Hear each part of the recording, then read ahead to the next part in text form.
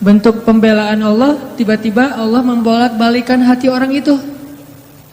Dan buat Allah membolak-balikan hati itu lebih ringan dari kita membolak-balikan telapak tangan.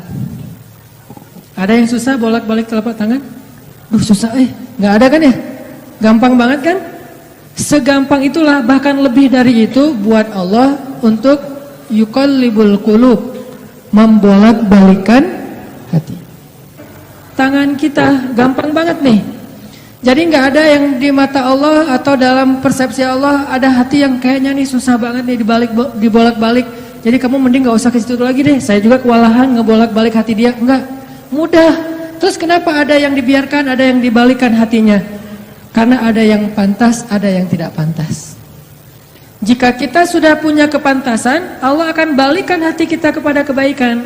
Allahumma habbib ilainal iman wa zayyinhu fi qulubina wa karrih ilainal kufra wal fusuqa wal isyan waj'alna minar rasyidin. Hafal doa itu? Nanti cari di YouTube lah ya. Ya Allah, jadikan kami cinta kepada amal soleh dan jadikan rasa cinta itu indah di dalam hati kami. Jadikan kami benci kepada dosa dan jadikan kami termasuk orang-orang yang mendapat petunjuk. Allah bolak-balikan. Gitu juga dengan hati calon mertua. Gimana pun dia ngeblok, nggak boleh masuk lah, gerbangnya digembok segala macam. Cuma gerbang. Mau 1000 lapis gerbang, kalau hatinya dibalikin, hilang semuanya tuh. Gampang banget kan? Buktinya malam ini nih. Allah membolak-balikan hati kita. Yang tadinya punya macam-macam rencana pada malam minggu, akhirnya Allah balikan hatinya, udah ke Masjid Agung aja deh. Bukan karena saya, bukan karena pemuda hijrah, bukan karena teman-teman panitia, tapi karena Allah mengikat hati kita, mengarahkan hati kita untuk bisa datang ke masjid. Sehingga ribuan anak muda tiba-tiba memakmurkan dan meramaikan majelis ilmu. Kalau di ribuan orang aja bisa Allah bolak-balikan hatinya, apalagi cuma satu orang. Ya, ada berapa ribu sekarang? 15.000? Lebih nih Masjid Agung ini daya tampungnya berapa? 10.000 ya? Sampai keluar. Berarti sekitar 20.000. Ini benar-benar sesuai dengan yang dulu banget saya harapin 2 tahun yang lalu bisa ngalahin Tomorrowland. Minimal DWP lah ya. Bisa ngalahin DWP atau kalau bisa Tomorrowland. Saya pernah kemarin tuh acara taklim di Pekanbaru, Anur, yang datang sekitar 25.000 anak muda di depan masjid penuh. Malam yang sama ada acara juga di mall, tapi acaranya sepi, yang taklimnya ramai. Masya Allah. Habis itu baru ke mall. Tetap aja sama-sama ramai. Intinya teman-teman, mudah buat Allah. Sama kayak Allah membolak-balikan hati Nabi Muhammad, mertuanya Ali bin Abi Thalib. Padahal udah yang datang itu kurang keren apa coba? Abu Bakar. Secara fisik terkenal Abu Bakar itu orangnya putih, nggak terlalu gemuk, jadi badannya tuh bagus. Terus orangnya dermawan, akhlaknya paling mulia dan nggak pernah syirik sejak zaman jahiliyah. Di antara sahabat Nabi yang nggak pernah melakukan dosa syirik sejak zaman jahiliyah, Ali dan Abu Bakar. Malah Abu Bakar tuh waktu kecil pernah diajak sama ayahnya untuk nyembah patung. Begitu ayahnya selesai ibadah nyembah patung pergi, itu patung diludahin sama Abu Bakar, dilemparin kotoran sama Abu Bakar. Apa sih lo patung doang masa disembahin? Kalau lo bisa balas gua, coba lo balas, dilemparin. Ternyata nggak balas. Dari kecil juga Abu Bakar itu udah nggak pernah syirik. Orang yang sangat terjaga, hanif. Dan julukannya juga sama dengan julukan Nabi Ibrahim, Siddiq. Wadhkur fil kitab Ibrahim innahu kana siddiqan nabiyya. Ibrahim Siddiq, Abu Bakar Siddiq, sama nih. Bahkan Nabi sering membandingkan Abu Bakar sama Ibrahim. Engkau wahai Abu Bakar seperti Ibrahim, engkau wahai Umar seperti Musa. Ya iyalah Umar ya. Musa kan gak sengaja noel orang langsung meninggal kan ya. Melihat Bani Israel agak ramai gitu, lagi mau gelut sama orang Kipti. Karena Musa kasihan kepada Bani Israel yang lemah, Akhirnya dia cuma ditakol dikit lah si orang Kipti ini teh, cuma apaan sih lo meninggal, belum diginiin baru gini doang. Coba jadi kalau dulu ada ultimate fight kayaknya Musa tuh juara bertahan tuh. Nah kalau di zaman Nabi orang kayak Musa, Umar jawara Quraisy. Kalau ada yang macam-macam sama Umar, lo berani sama gua nih, lo lihat nih. Nggak ada yang berani sama Umar. Kalau lo pengen istri lo jadi janda, anak lo jadi yatim, lo tunggu gua di belakang gedung itu. Gedung, bukit. Nggak ada gedung dulu teh. Nggak ada yang berani nungguin Umar. Lancar aja tuh hijrahnya. Artinya Abu Bakar tuh sering dibandingkan kayak Ibrahim. Terus dengan Nabi akrab banget tuh Abu Bakar. Jadi kayak soulmate-an berdua tuh. Belum dapat risalah Islam juga, Nabi itu kalau jalan sama Abu Bakar, jalan yuk kemana? Ngopi, kalau bahasa kita teh, ngopi sama Abu Bakar berdua. Dari zaman sebelum Islam juga Nabi itu dalam tanda petik udah sering ngopinya sama Abu Bakar. Coba, enak nggak nolak teman ngopi kita? Agak susah kan? Dia ngajak kemana? Nggak enak kan nolaknya? Ya udah gua datang gitu. Ali ngerasa, wah nih yang datang nih saingan berat nih. Pernah bersaing dengan orang kayak gini? Pernah, cuman sering kalah.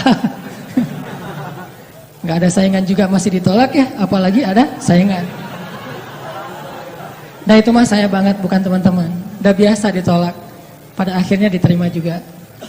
Karena saya gak mau menyerah. Datang Abu Bakar, mau ngelamar Fatimah. Ali pas tahu berita itu, ya udahlah berarti pupus harapan. Hashtagnya berhenti aja.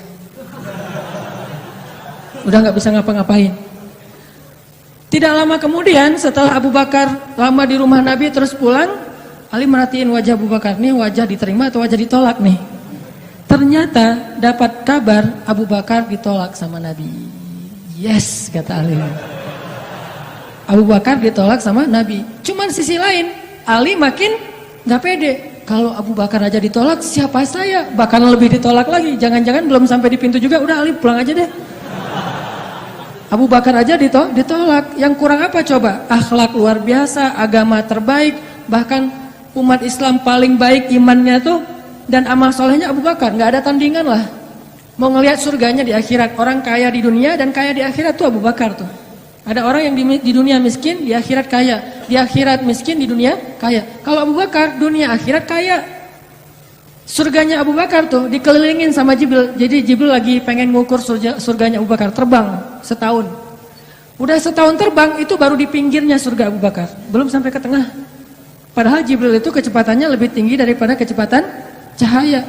Bayangin, udah setahun perjalanan cahaya baru di pinggir surganya Abu Bakar. Belum juga masuk, belum sampai ke alun-alunnya surga Abu Bakar. Baru juga perbatasan coba. Kurang apa Abu Bakar? Ditolak sama Nabi. Duh, makin gak pede, kata Ali. Cuma gak pakai bukan orang Sunda soalnya. Gak lama kemudian datang lagi cowok keren, jawara Mekah, Umar datang. Assalamualaikum. Suaranya agak-agak gitulah. Walaupun susah nirunya, cempreng soalnya. Assalamualaikum. Waalaikumsalam, kata Nabi. Datang. Pas diintip sama Ali, tanya-tanya ke teman-temannya, ada berita apa nih trending topik? Ternyata trending topik di Twitter, Umar melamar Fatimah. Wah, rame lagi viral di mana-mana. Makin, aduh, saingannya berat-berat gini, nggak ada yang di bawah saya gitu yang datang, biar saya agak-agak pede gitu. Ternyata Umar pulang juga ditolak lagi sama Nabi. Ali, yes, tapi tuh gimana ya kalau Umar aja ditolak, yang paling kuat bisa menjaga Fatimah banget kan? Kalau ada apa-apa Fatimah tenang aja, ada gua. Naik motor berdua sama Umar gitu kan, zaman kita mah ya sengaja nggak bawa jas hujan. Kalau udah hujan buka baju kasih ke ceweknya, nggak pakai baju memotoran. Cowok banget lah itu mah ya. Pulang-pulang sampai ke rumah minum antangin. Umar tuh jawarannya, Nabi kan pasti tenang banget ngasih anak ke orang kayak Umar. Keluar dia singa, di dalam dia kucing Anggora. Maksudnya apa? Dia tuh nggak pernah kasar sama istrinya, walaupun dia keras kepada musuhnya. Kalau dimarahin istrinya, diem aja. Udah selesai dimarahin, ya udah pergi nyari teman. Mau curhat habis dimarahin istri, pergi ke rumah Nabi. Pas di depan rumah Nabi kedengaran dari dalam, Nabi juga lagi dimarahin istrinya. Nabi juga diam aja. Ini teladan orang-orang soleh. Jadi yang keren tuh bukan yang gampang marahin istri, tapi yang gampang dimarahin istri. Setuju yang di atas? Cowok keren itu bukan yang gampang marahin istri, tapi yang gampang dimarahin istri. Pah, ya mah. Di dalam rumah tuh, ya mah, ya mah. Di luar, apa lo? Itu cowok keren tuh. Pas Nabi keluar, ada Umar. Ya Rasulullah, Umar gak mau ngebahas, gak mau komen lah. Daripada komentar di blog kan. Diam aja deh gitu. Udah selesai jalan sama Umar. Umar nanya, ya Rasul saya tadi habis dimarahin istri. Mau ngajak Rasul ngopi, curhat. Nabi juga lagi dimarahin. Kata Nabi, bagaimanapun dialah yang mengurus rumah. Dia yang mengurus aku, keluargaku. Nabi nyebutin kebaikan-kebaikan istri. Gak mau nyebutin, dasar emang perempuan emang kayak gitu ya. Saya tuh Nabi loh, masa Nabi dimarahin? Kamu paham gak sih perasaan aku gitu. Enggak, Nabi gak ngomong kayak gitu. Nabi cuma membicarakan kebaikan istrinya. Umar yang datang ditolak. Akhirnya Ali udahlah, mau kayak gini mah kayaknya udah gak mungkin deh. Abu Bakar ditolak, Umar ditolak, berarti ada standar di atas mereka berdua. Yang kaya raya ditolak, yang paling eksis berpengaruh, jawara ditolak. Nah saya gak punya dua-duanya. Masih kecil soalnya, nanti kalau dia udah dewasa, Ali emang jawara juga tuh. Malah gladiatornya Nabi kan. Ketika orang gak berani menantang seorang musuh, Ali yang berani. Saya Rasulullah, Ali itu. Akhirnya Ali diam-diam aja, udah gak mau ngebahas lagi tentang Fatimah. Udah aja, tutup bab tentang Fatimah. Sekarang yang lain aja deh. Tapi teman-temannya ngegojlokin terus. Ali. Kalau bahasa kita, jomblo gitu. Dibully terus. Ustadz posting bully. Teman ngomong gak bully. Pokoknya bully nasional aja. Karena dibully-bully terus, akhirnya Ali memberanikan diri, ya udah datang deh bertamu. Pokoknya malam ini diterima, ditolak, walaupun kemungkinan besar ditolak, saya harus datang dulu nih sama Nabi. Beraniin diri, gak usah majang mikir, datang. Assalamualaikum, waalaikumsalam. Ali masuk. Ada Nabi kan senang banget sama Ali ya, kesayangan Nabi banget lah pokoknya Ali itu. Duduk, ada apa Ali? Enggak, cuma pengen silaturahim. Nggak ngomong apa-apa coba. Cuma pengen silaturahim. Nabi sehat, mau diambil air hangat? Pokoknya gitu-gitu aja. Ali ada apa? Enggak ada apa-apa ya Rasulullah, cuma kangen aja pengen duduk sama Nabi. Kayak gitu aja terus. Lama-lama Nabi kan paham. Dan Allah yang kasih wahyu. Ali, kamu gimana sama Fatimah? Langsung Fatimah. Kebayang gak sih perasaan kita tuh sama orang yang kita kayak udah ngeklik banget, udah habis-habisan, pokoknya kalau gak dia saya mending gak usah nikah deh. Gitu ya. Kalau gak dia mending saya jomblo aja seumur hidup. Kalau nggak dia, mending saya bunuh diri aja. Udah gitu bunuh dirinya nggak mati lagi, kesangkut di tiang listrik. Ali itu udah, hatinya tuh udah kena banget sama Fatimah, dan itu karena Allah yang mengikat hati mereka berdua. Pas Nabi bilang gitu, Ali langsung curhat. Ya Rasul, ya saya pengen, tapi saya nggak punya apa-apa. Kata Rasul, kamu punya apa? Saya di rumah tuh cuma punya 3 barang, 1 pedang, 1 onta, 1 baju besi. Gak punya emas, gak punya apapun. Kata Nabi, kalau pedang kamu butuh untuk berperang, onta kamu butuh untuk mengangkut air. Ya udah deh baju besi aja, bawa ke sini baju besinya untuk jadi mahar buat Fatimah. Beneran Rasul baju besi? Itu bajunya besi loh Rasulullah, bukan yang tangan kayak gitu apa cincin. Gak apa-apa kata Rasulullah. Keluar Ali, Allahu Akbar, Allahu Akbar. Orang-orang pada heboh, langsung muncul lagi trending topik hashtag Ali diterima. Coba, kata Nabi, wahai Ali, bergembiralah, berbahagialah. Sesungguhnya sebelum aku menerima kamu, Allah sudah menikahkan kamu.